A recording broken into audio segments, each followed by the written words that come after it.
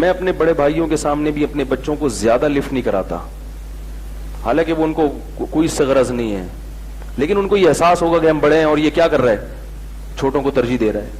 حالانکہ وہ ان چیزوں کو نوٹ نہیں کرتے، لیکن میں اس کا اہتمام کرتا ہوں. میرا بڑے بھائی جب آئے تو اپنے بچوں کو زیادہ فری نہیں کراتا. سمجھ رہے ہیں؟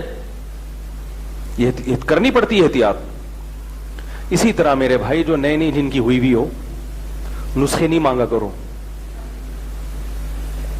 یہ مشورہ لیا کرو کہ کوئی ایسا عمل بتائیں کہ والدہ کے دل میں میرے خلاف نفرت کے جذبات پیدا نہ ہو، والدہ کو یہ احساس نہ ہو کہ شادی کے بعد بیٹا بدل گیا ہے.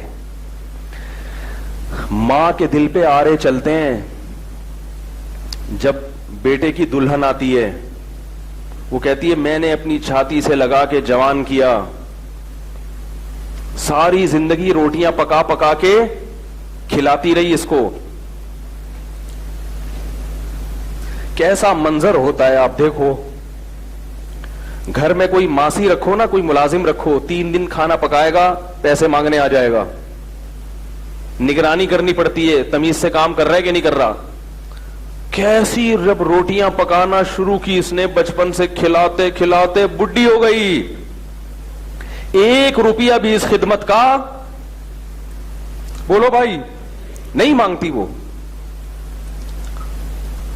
کیسے صبح صبح تیار کر کے بچوں کو اسکول بھیجتی ہیں، پھر فکر ہوتی ہے ٹائم پہ پہنچا یا نہیں پہنچا. ایک طویل عرصہ لگتا ہے اس میں، ٹوٹ کے محبت کرتی ہے. اسے پتا ہے کہ میری زندگی میں ایسی محبت یہ کسی اور کو نہیں دے گا، ایسی جذباتی. جب دلہن آتی ہے تو ماں کو یہ احساس ہوتا ہے کہ میں پرانی ہوں اور یہ کیا ہے، نہیں ہے. اس وقت اولاد کی ذمہ داری ہے کوئی ایسا عمل ماں کے سامنے نہ کریں جس سے ماں کو یہ احساس ہو کہ یہ بیٹا شادی کے بعد بولو بھائی بدل گیا ہے.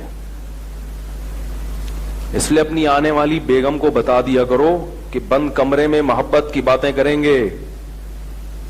بند کمرے میں کہوں گا تمہارے لیے چاند، اب وہ تو یہ کرے گا ہی نہیں، وہ تو ایزی لوڈ شادی سے پہلے ہوتا ہے، اب تو ویسے ہی بدل جاتا ہے بندہ. تو اس کو بتا دو بیگم بند کمرے میں تم میری معشوقہ ہو، میری محبوبہ ہو. اماں کے سامنے کون ہے؟ پہلے اماں ہے. اماں کے سامنے میں تمہاری طرف دیکھوں گا بھی نہیں. اماں کے سامنے ہی آئی لو یو، میں تمہارے پہ جان نچھار، میں تمہیں مرتا ہوں، اماں کے سامنے شروع کر دیتے ہیں بات. اماں کے سامنے اسی کی سائڈ، اماں صحیح تو کہہ رہی ہے، اماں یہ تو صحیح کہہ رہی ہے بیگم میری. وہ بیچاری ایسے جیسے تیل کی کڑھائی پہ کوئی جل رہا ہو، ایسے جذبات ہوتے ہیں اس کے. تو اسی طرح باپ کو بھی، باپ میں اتنے جذبات نہیں ہوتے، وہ برداشت کر جاتا ہے. تو باپ کو بھی اور ماں کو بھی ہے. میں یہ نہیں کہہ رہا بیوی کے حقوق ادا مت کرو، یہ نہیں کہہ رہا، حقوق تو پورے دو اس کے، لیکن سیاست سے بھی کام لینا چاہیے، کوئی ٹیکنیکل طریقے سے بھی کام لینا چاہیے. محبت کا یہ کون سا طریقہ ہے کہ آپ ہر تھوڑے دن کے بعد جا رہے ہیں برگر لے کر آ رہے ہیں، بیگم کے کمرے میں گھس رہا ہے. روزانہ اماں دیکھ رہی ہے، پہلے تو کبھی گھر میں برگر پیزا نہیں آیا، برگر نہیں آیا، فروٹ نہیں آئے. روزانہ آفس سے آتے ہوئے 2 کلو سیب کی بوری لے کے چوہوں کی طرح چھپا کے ہے بھائی کنی کترا کے نکل رہے، گھس رہا ہے. تھوڑا دل بڑا کر لو، سیب لا رہے ہو 2 کلو اماں کے لیے، 1 کلو بول لو نا بیگم کے لیے. آپ بولو اتنے پیسے کے درختوں پہ لگیں گے، مشورے دے رہے ہو. تھوڑے لے آؤ جتنے پیسے اللہ نے دیے. اول تو اللہ نے سب کو رزق دیا ہے، فراوانی دی ہے. تھوڑا سا ماں کو یہ احساس دلا دو کہ اماں میں تم کو بھولا نہیں ہوں، میں بھولا نہیں ہوں، یہ احساس دلا دو باپ کو بھی ماں کو بھی.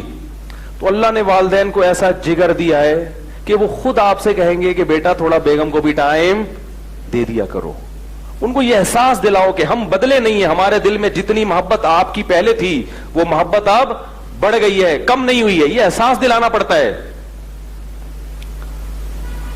آج کل ایک صاحب نے کہا میری شادی ہوئی، میں فروٹ لے کے جاتا ہوں، میری اماں کو تکلیف ہوتی ہے، اماں کو تکلیف ہو رہی، میں اپنی بیوی کو کھلا رہا ہوں. میں نے کہا اماں کو اس سے تکلیف نہیں ہو رہی تو اپنی بیوی کو کھلا رہا ہے.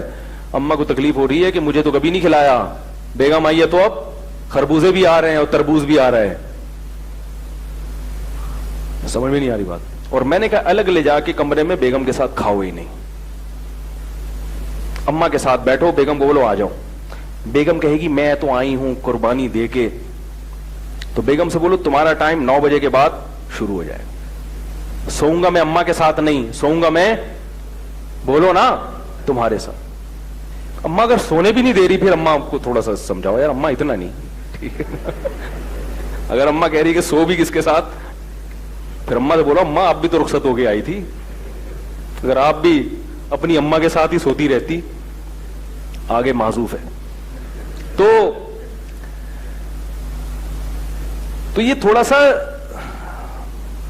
दिमाग इस्तेमाल, बोलो भाई, थोड़ा सा अपनी बेगम को समझा दो कि बेगम तुम्हारे सामने कभी कभार मैं तुम्हें टेढ़ी आंखों से भी देखूंगा, अम्मा के सामने, ओरिजिनल नहीं होगा वो, डर नहीं जाना, वो सिर्फ सियासत होगी। तुम्हारे भी जब बच्चे जवान होंगे तो खुद सोचोगे वो अगर बीवी को तरजीह दें तो उनपे क्या गुजरेगी। तो बेगम को समझा दो कि बेगम जब मेरी अम्मा बैठी होगी मैं तुम्हारी तरफ टेढ़ी आंखों से भी ऐसा करके डांटूंगा, तो उस वक्त बर्दाश्त कर लेना, बाद में तो पता है बंद कमरे में मैंने बेलन भी खाना है, चप्पल भी।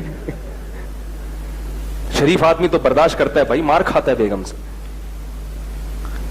तो थोड़ा सा सियासत से काम ले लो, वालिदैन को ये एहसास ना हो कि वो बड़ा और शुरू का मसला होता है, उसके बाद तो फिर कोई मसला नहीं है। वो तो जब एक दफा वालिदैन के दिल में ये बात बैठ गई कि भाई नहीं भूला है, फिर वो खुद कहते हैं, अगर शरीफ अच्छे इज्जतदार होंगे, वो मसला ही खराब हो रहा है तो फिर हम कहते हैं भाई अलग रहो। फिर मसला वालिदैन का भी तो होता है ना, वो जीने ही नहीं देते बाज दफा, वो कहते हैं नहीं ठीक है ना, टेढ़ी आंखों से जो देखा है तो थप्पड़ क्यों नहीं लगाया, डांटा क्यों, मैं तो कह रही थी जूता उठा के मार, तू खाली डांट पे। तो इतना ज्यादा अगर वैसा होता नहीं है, लेकिन इतना अगर मामला खराब हो रहा है बहुत ही ज्यादा, फिर हम खुद कहते हैं भाई वालिदैन से बेगम को अलग रखो, क्योंकि बाज सासों ने बहुओं को जहनी मरीजा बना दिया है। जैसे कि बहुएं बना देती हैं ना सास को, तो ऐसी सासें भी बना देती हैं। लेकिन अगर थोड़ा सा टेक्निकल तरीके से काम लिया जाए तो इंशाल्लाह इसकी नौबत नहीं आएगी।